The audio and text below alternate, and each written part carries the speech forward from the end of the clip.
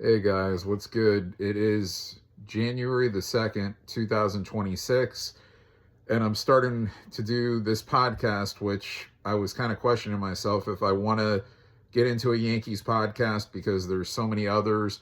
I mainly do political podcasts, world news podcasts. I do one a week. So I'm going to do this probably once a month. I'm not going to do this, multiple times a week and not even once a week. I'm going to probably come once a month and touch up on Yankee news. But I kind of felt compelled to do this because there's just so many different opinions from this fan base, just like there are from lots of fan bases. And being it that my teams are located kind of all over, and I have reasons why I like the teams I like.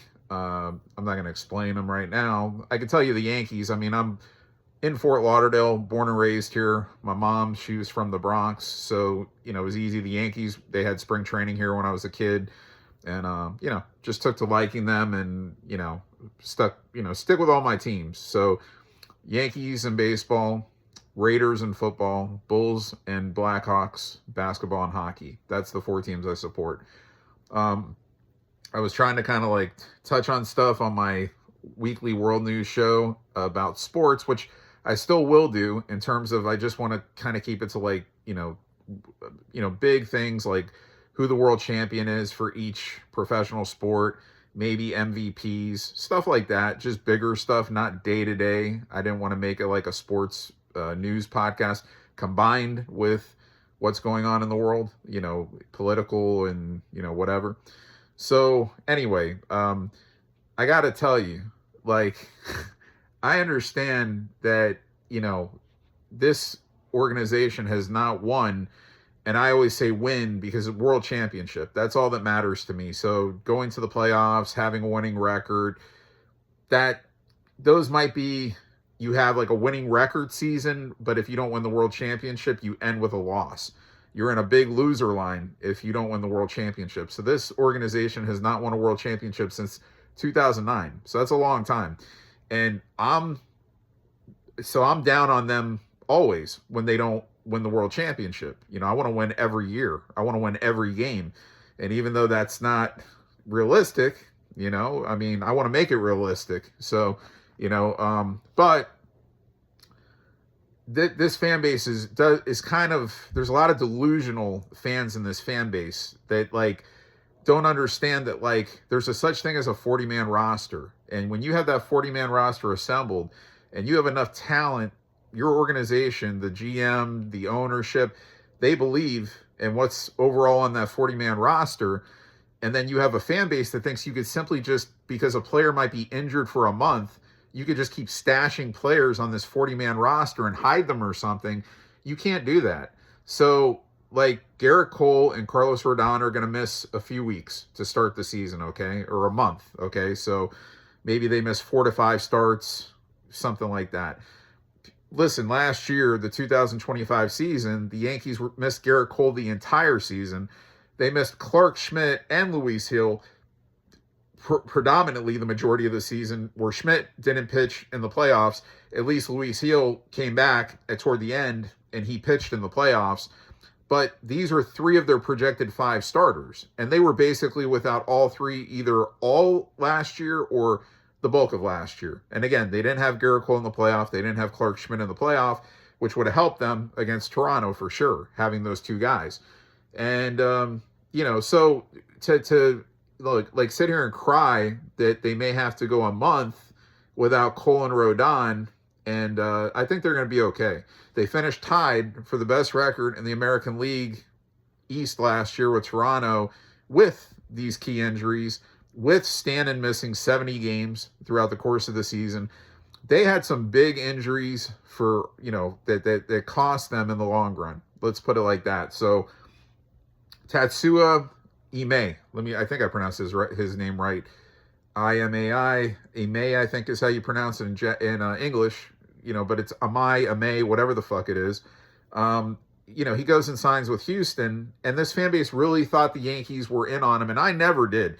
No matter what the report said from the start, I was like looking at what the Yankees have, and I'm like, they have about 8 guys that could start right now in this rotation. And again, yeah, we got a couple of guys that are out at the start, and Schmidt won't be back until the end of the year. But you're starting off with a starting five rotation of Max Fried, Cam Schlittler. Then you're going to have Luis Heel, Will Warren, and Ryan Yarbrough. For now, that's going to be your starting five. Then, looking a month ahead, you're going to add Garrett Cole and Carlos Rodon to that rotation with Cam Schlittler, Luis Heel, and Max Fried. And then you could take Will Warren and Ryan Yarbrough, and you could put those guys in the bullpen, and you can make your bullpen deeper. I'm not sure Will Warren's going to like that, but it doesn't matter what Will Warren likes, because overall I thought Will Warren was pretty damn good last year. He had some bad starts. He had a bad playoff appearance out of the bullpen. He's a young guy. He's still getting adjusted. Remember, it took Clark Schmidt a few years to get adjusted before he got good. He sucked for a while because he was scared. He was pitching scared. He was pitching behind in counts. He wasn't aggressive to attack the strike zone from the first pitch to each hitter, which you have to do. To be a good pitcher, a successful pitcher, you're going to have to be ahead in the count more than behind in the count. It's just the way it is. And of course, location is a big thing. It doesn't matter. I mean, of course, if you throw 100 miles an hour like Cam Schlittler does, or Garrett Cole does, or Cole gets it pretty close, I mean, you could kind of get away with shit sometimes. But, look, I remember when Rafael Devers hit that home run off of Chapman, 103 miles an hour. I mean, that ball was flat, and it was right down the middle, but it was fast. And he still got on top of it and hit it. So in today's game, these hitters can still, if you don't locate and that ball has no kind of movement to it, are still can do damage depending on who the hitter is. But the Yankee fan base, they're not looking at everything. They we lose some guys, we lose Devin Williams, we lose Luke Weaver, and these are two guys that I said to myself, hey, if we bring them back on short deals, and it's okay. Like, I could kind of see it. Even Devin Williams, I'm like, for a 1-year deal, prove it deal with an option or something. It didn't work out that way. He got a better contract with the Mets. Overall, Devin Williams struggled last year with the Yankees. He wasn't worth the contract that he got. Okay, the Yankees also did a lot of incoming players, got a lot of incoming players at the trade deadline that are carrying over to this year's team.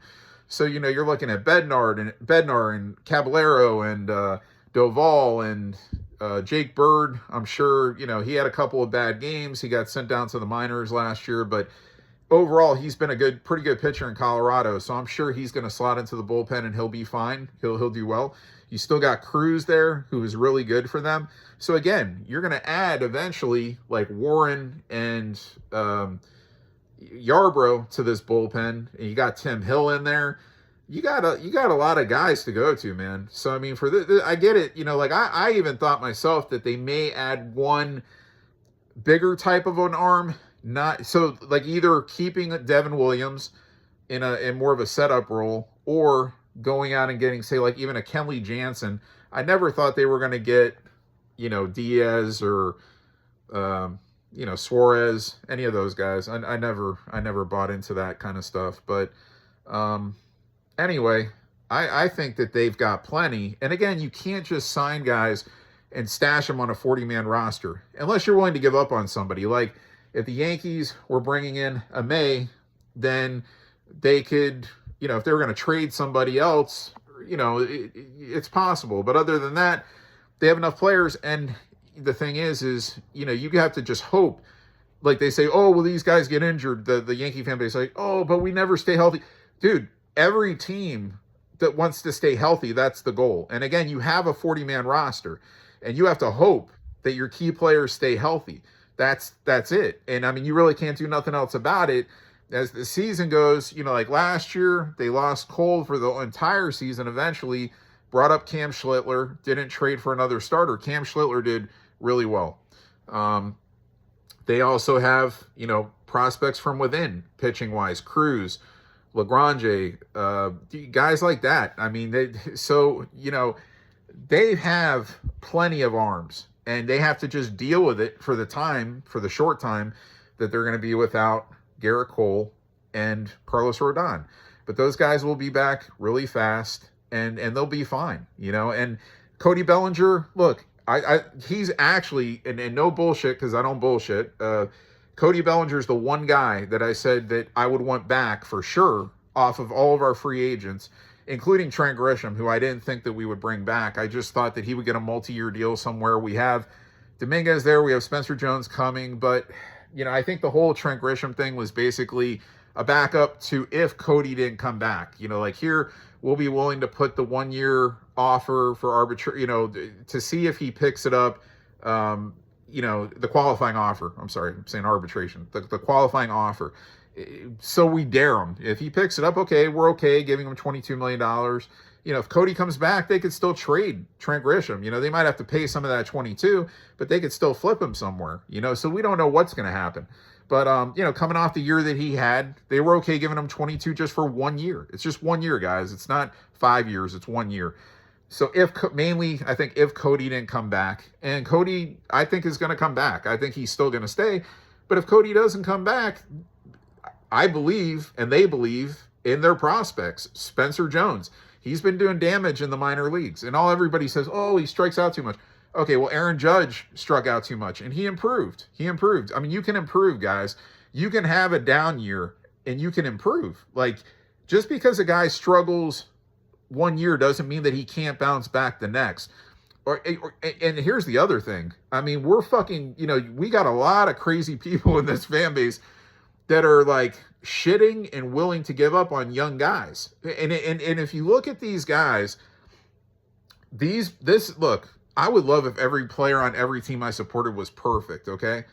It's not the case. And it's not the case with any teams in professional sports. There's no team that has perfect players and the best players at every single position, okay? It's just not, it's not realistic. It's never happened. It never will. If you look at the Yankees roster and you stop bitching about every single thing, look, I know Anthony Volpe had a lot of errors last year, but actually De La Cruz for the Reds had more. And so did, there was a couple of guys ahead of Volpe. Abrams from Washington, he had more errors than Volpe.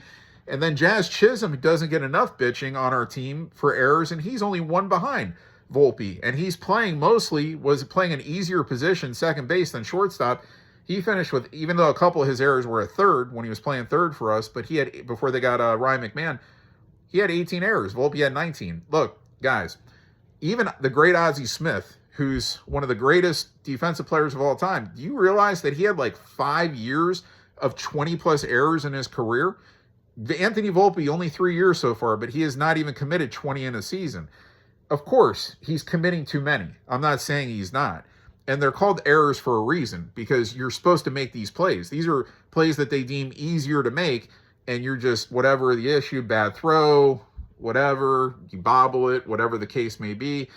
Look, Volpe has to clean up the errors. He has to hit for a higher average. But the guy, if you're looking at it, top 10 at his position in home runs and RBIs, he does damage in ways. So does Austin Wells at the catcher position. Now he may defend better than Volpe does, but still one of the higher home run hitters and RBI players at his position, at his catcher position. But he hits for lower average. But guys, look at positives. There's positives in all these players on this team. And Ryan McMahon, great defensive player at third base, 20-plus home runs per season, a 70 RBI guy, hit for a lower average last year, but he's usually a 240 guy. I believe he's going to be a lot better for us. So, guys, look at the positives in some of these players. Like, they don't, it's just not all bad with Anthony Volpe. You're just shitting on him because you want to see better things, which I do too. But, you want to see Derek Jeter numbers, and maybe his power has been better than Jeter, but maybe the average and the defense hasn't been. But give him time. 3 years, guys. Anthony Volpe. He's got time to get better. Austin Wells, only 2 full years going into season 3. Volpe going into season 4. Ben Rice really only played 1 full season. He only played 50 games in his first year, and he already got a lot better last year. So give it time, guys. Jason Dominguez, everybody's shitting on Dominguez. Dominguez has barely got into play, bro, in Major League Baseball. Last year, he got kind of fucked, behind what Trent was doing. Trent had a great year. and he lost playing time, but he still did okay for the time he was out there. Yeah, he kind of fucked up sometimes in left field, but I mean, he was getting adjusted to left field. He played center his whole career basically, so he was getting adjusted to left field.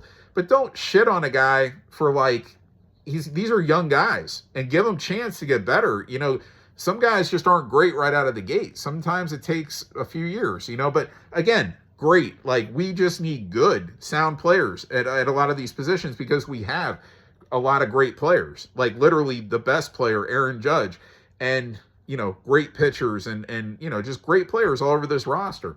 So, look, we'll see what happens. We'll see. There's still the rumors Jazz Chisholm could get traded. Then they bring in Bo Bichette to play second base. Look, I like Jazz, but Jazz has to improve also in the field. He has to get with it more. He has to stop going for the fences all the time. He has to just rely on, you know, putting the bat on the ball, let the home runs come. This is how all these guys should be taught. And they probably are, but then they probably just go out there and they still try to hit home runs, a lot of these guys. And if you watch Aaron Judge, he's not trying to hit home runs. He's fucking up there just trying to make contact, and then he's so powerful and strong, he's hitting a lot of home runs. Anyway, guys, just because you don't win the world championship doesn't mean that you can't win the world championship with your mostly constructed roster. Like, if you look at the Yankees' overall numbers, they had one of the best records in baseball last year. They with key injuries throughout the season. They hit the most home runs. They had the most runs scored. You know, now these are numbers over a 162 game season. They were, I believe, top 10 or top 12 in team ERA, something like that. So the thing is, then you get into the playoffs and you have to be good every series. You can't, you know, guys get in slumps. Stanton, who was Giancarlo Stanton, one of the best postseason players in history, really, if you're looking at it, he had a bad postseason last year. And Aaron Judge, who has overall not been great in the postseason, he had a great postseason last year. And they haven't found a way to click together throughout the entire postseason. And it's just shit like that happens. And look at the luck that the Dodgers won the World Series with. Let's not make it like, oh, this Dodger team is so great. Toronto, I feel, had more talent than the Dodgers did. They just fucking found a way to lose. Plain and simple. They just found a way to lose. Kind of like going to Hoffman in the ninth inning. I think that was a bad choice. I think you go to like one of your other starters or somebody. Hoffman was shaky all last year as a closer. He might have been okay in the playoffs. I know he's your closer, but to give up a home run to Rojas, I mean, that's just a guy that wasn't getting any hits for like a month, and he comes up and ties the game. Then just, you know, the bottom of the inning, Kiner Falefa getting thrown out when he should have been off third base a little bit more. He would have been safe at home. Or, you know, the fly ball, you know, that was caught. It's just, you know, like that probably 9 out of 10 times isn't caught. It's just they had luck, man. They had luck. And even when they played the Yankees, it was the Yankees' clumsiness that is why that series didn't advance longer. That series was on the way to 6 games. We never know what would have happened. Dave Roberts himself said, I didn't want to see a game 6 because the Yankees would have had 2 wins in a row and a lot of confidence. And look, they just made a shitload of mistakes that game, and it just helped the Dodgers out. But then there was a comment I remember that Nestor Cortez made that said that we were the better team, meaning talent-wise. He wasn't talking, obviously the best team wins. Minus, now injuries come into effect, but the Yankees, when they faced the Dodgers, they had pretty much all their key players. I think LeMahieu might have not played in that World Series, but other than that, they had pretty much everybody else. Of course, last year, no Garrett Cole, no Clark Schmidt. You know, so those 2 guys, they would have accounted for sure. They would have accounted for sure. And I know Toronto was without Bo Bichette when they played us, you know, and he would have helped them some way too, I'm sure, you know, but I still feel like those 2 guys that we were missing could have definitely won us that series against Toronto. Because you need to have your best possible pitchers when you're facing a hitting lineup like Toronto. And, you know, look, Max Fried, he had a bad start. You know, I feel like Luis Gil, I believe it was game 1, they took him out super fast. I didn't understand that. He gave up a couple runs, but you're just going right to the bullpen. You're bringing in guys like, you know, Warren, who was okay, but Paul Blackburn, and I kind of didn't understand the Paul Blackburn re-signing, although majority-wise, he pitched well for the Yankees last year when they got him, but he had a couple of rough ones. But I think he could be an easy DFA candidate, like once they get guys back, healthy, and then guys convert to the bullpen. Like, I think Blackburn's going to probably be there for a very short time, unless he's pitching phenomenal or something, but, we'll see. Anyway, guys, this is my first episode of my Yankee podcast. I think I'm going to try to do also another podcast on all the other teams that I support once a month. I'll do my weekly World News podcast once a week. I'll keep going with that. So you're welcome to check that out. If you view this, you could check out my other my World News podcast. But I'll be back next month in February, at the beginning, and by then we should know exactly what our final team is going to be, and well, at least guys that we're signing. If Cody's going to stay, or I really honestly don't think they're bringing in another pitcher. People still think they're going to trade for a starter. I mean, look, it's possible. And like I said, if they do that, then they're just dumping somebody. So, like, if you trade for Peralta from the Brewers, then you're going to try to, maybe in the trade, you'll include, like, Will Warren or even Luis Seal, who I would not move on from. But you'll probably flip one of those type of guys in the trade if you made a trade. But in terms of just what they have now, I think they're very comfortable with it, pitching-wise and hitting-wise, and they should be.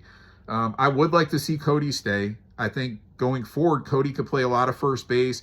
He could give Rice some time at first. Rice could still catch a little bit. They have interchangeable guys. Then you got to find a way to get Spencer Jones in this, and I don't want to trade Spencer Jones. I don't want to trade Jason Dominguez. I believe in both of these guys. Next year, you move on from Trent. You go more Jones, Dominguez, Judge in the outfield, and then you still have Cody, who could get a couple days in the outfield. He could play first a few days a week. Guys, we have good enough players at these positions that do good things. They do some, they're not perfect, but they do a lot of good things. They have good enough players to win the championship. Just because you don't win doesn't mean you can't win the next year. I think this team, they're very capable of winning the championship. And then a lot of people don't realize, like, the majority of this team has not been together for long. I mean, Cody was a Yankee for 1 year. We got a lot of the guys at the trade deadline who were here for a couple of months. Cam Schlittler pitched on the Yankees in the majors for a couple of months. Like, this is a new team, guys. Like, they haven't even been together that long. So Max Fried, 1 year as a Yankee. So, I mean, bro, like, and then people want to just sign new guys just to sign new guys. Like, we brought in a shitload of new players on this team in the last year. Wake up and look at the big picture. We brought in 10 plus new players last year on this team that are coming into this year as second year Yankees. So, guys, this isn't the same team. This team, and again, they did not have Garrett Cole and Clark Schmidt in the playoffs. So it's not the same team. And again, you have guys that are just getting adjusted. Doval started pitching better as he was there longer. Bednar was the one guy off the bat who seemed to play well. And even Caballero, he seemed to come in and just do well right off the bat. McMahon defensively was always really good. And then he has his spots with his hitting, but I think McMahon 25 home run plus guy, and he's so average again, has to improve for some of these guys. You want to see them get, if they're not, of course you'd love to see everybody hit 300. That's not realistic, guys. Not everybody's Aaron Judge that can hit for high average home runs, RBIs, play good defense. It's just not the way it is. It's not the way it is. Look at the Dodgers roster. Look hard. There's a lot of not so greatness on that roster. And one of their guys like that bailed them out. Rojas with the tying home run in the World Series in Game 7, to which they unfortunately won. I would have actually rather seen Toronto win. And I hate both. But I'm just saying, for whatever reason, I would have rather seen Toronto win than the Dodgers repeat. So anyway, guys, the Yankees, they have a great roster. We'll see what happens here in the next month. It will be fine. Guys are going to get healthy that are starting off the season hurt. Just relax, okay? Don't be like Clint Frazier and think that you can just keep adding players on a 40-man roster, because it's not feasible. Or Clint wants to give up on young guys. He was a young guy himself when he was just, unfortunately he had some shit happen, in his career that he couldn't continue it. And, but he wants to like give up on some of these young guys. They're not doing that, man. They're not giving up on Volpe. They're not giving up on Wells. They're not giving up on Dominguez. They're not giving up on these guys. So, guys, just relax. Let it play out. I want to win as much as everybody does, okay? So, I want World Series Championship 28 this year. I want it 29, 30. I want it to keep going. But it hasn't come since 2009, and we got to get it back. So, and dude, stop trashing Hal Steinbrenner. He spends a lot of money. He's top three in salary, okay? None of these owners want to pay taxes. They don't want to give $1 million for every million when you get into the highest bracket. And look, deferring is not smart business. People will say, oh, at least they got the Dodgers a couple of wins. Regardless, they're going to pay for that down the road. Deferred money is not smart, especially the way they're deferring it. It's gonna fuck them up. So anyway, guys, I'm done for this one. I'll be back sometime in February. This is the first Shane New York Yankees podcast for 2026, the first one ever. I hope you enjoy it. You can leave comments. I'll respond back. I'll see you at the next one.